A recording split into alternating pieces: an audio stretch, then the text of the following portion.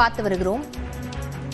அனைத்து கட்சிகளின் வேட்பாளர்களுக்கும் சமமான பாதுகாப்பு வழங்க வேண்டும் என தேர்தல் அதிகாரி அர்ச்சனா பட்நாயக் அறிவுறுத்தல் வழங்கியிருக்கிறார். இதுகுறித்த விவரங்களுடன் செய்தியாளர் கோகுல் இணைந்திருக்கிறார்.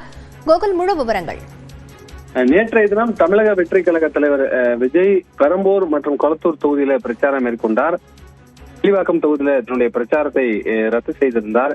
இது குறித்து தமிழக வெற்றி கழகத்தினர் தேர்தல் ஆணையத்திடம் ஒரு புகார் அளித்திருந்தாங்க. குறிப்பாக ஏற்கனவே முறையாக அனுமதி பெற்றிருந்தும் எங்களுக்கு காவல்துறையுடைய பாதுகாப்பு வழங்கப்படவில்லை என்ற ஒரு குற்றச்சாட்டின் அடிப்படையில் இந்த புகாரானது அளிக்கப்பட்டது.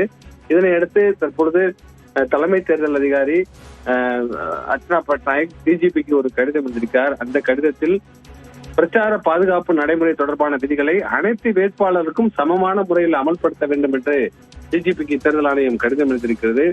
நேற்றைய தினம் இந்த தேர்தல் விதிமீறல் தொடர்பாக தமிழக வெற்றி கழக தலைவர் விஜய் மற்றும் கட்சி நிர்வாகிகள் மீது பெரம்பலூர் மற்றும் கொளத்தூர் காவல் நிலையத்தில் ஏற்கனவே வழக்கு பதிவு செய்யப்பட்டிருக்கக்கூடிய நிலையில தற்பொழுது தேர்தல் அதிகாரி இது போன்ற ஒரு கடிதத்தை டிஜிபிக்கு எழுதியிருக்கார்.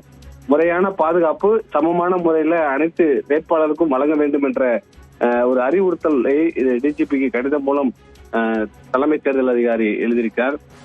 தொடர்ந்து இந்த சம்பவம் குறித்து மாவட்ட தேர்தல் அதிகாரியிடம் விளக்கமும் கேட்டு அவர்களிடம் விளக்கமும் கேட்கப்பட்டிருப்பதாக தலைமை தேர்தல் அதிகாரி அர்ச்சனா பட்நாயக் தெரிவித்திருக்கார்.